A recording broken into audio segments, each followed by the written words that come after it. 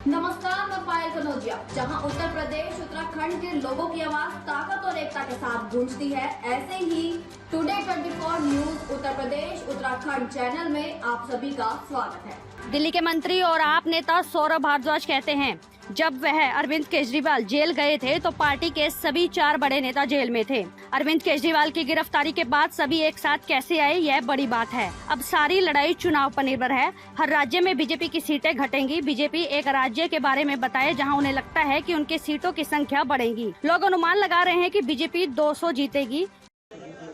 देखिए, मुख्यमंत्री जी ने ये कहा कि जब मैं जेल गया उस समय सत्येंद्र जैन जेल में थे, मनीष सिसोदिया जेल में थे, संजय सिंह जेल में थे और उनके जाने के बाद तो चारों पार्टी के बड़े नेता जेल में थे।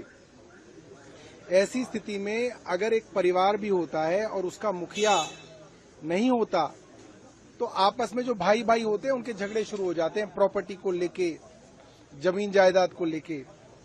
और ये माना जा रहा था कि आम आदमी पार्टी के अंदर भी लड़ाई झगड़े शुरू होंगे, पार्टी टूट जाएगी, सरकारें गिर जाएंगी।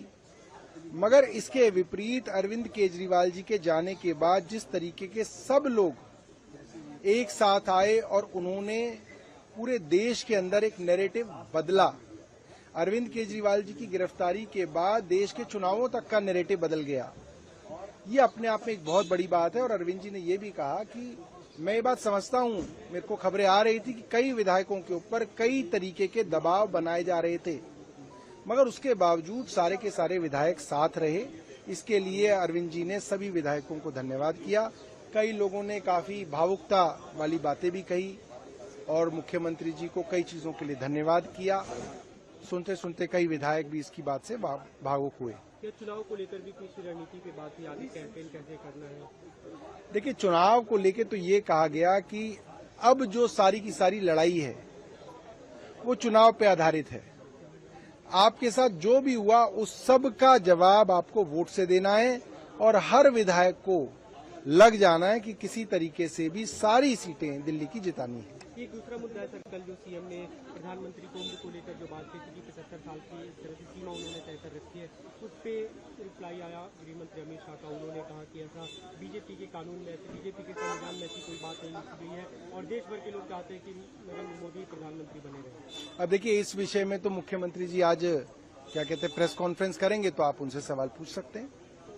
दूसरा सर, प्रधानमंत्री लगातार हमले कर रहे हैं। अभी जो राहुल गांधी को लेकर उन्होंने कहा कि क्राउन प्रिंस है वे और की उम्र से कम सीटें इस बार कांग्रेस पार्टी को आने वाली है। देखिए, ये बात तो आज भारत का हर आदमी समझ रहा है कि भारतीय जनता पार्टी की सीटें उन सब राज्यों में घटने वाली हैं जहां पे उनकी बढ़ के सीटें आती थी। मसलन महाराष्ट्र में उनकी सीटें घटेंगी, कर्नाटक में उनकी सीटें घटेंगी, दिल्ली में उनकी सीटें लगभग खत्म हो जाएंगी, पंजाब में उनकी सीटें घटेंगी, यहां तक कि उत्तर प्रदेश के अंदर उनकी सीटें घटेंगी, हरियाणा के अंदर उनका बहुत बुरा हाल होने वाला है, हिमाचल में उनकी सीटें घटने वाली हैं, उत्तराखंड में उनकी सीटें घटने वाली हैं।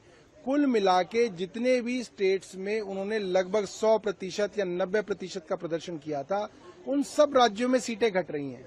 भारतीय जनता पार्टी एक कोई राज्य बताए जहां पे वो कह रहे हैं कि हमारी सीटें बढ़ेंगी, कोई एक राज्य बताएं। एक राज्य नहीं है जहां उनकी सीटें बढ़ रही हों। लिहाजा उनका जो सीटों का आकलन लोग कर रहे हैं वो लगभग 200 से 220 के बीच में कर रहे हैं।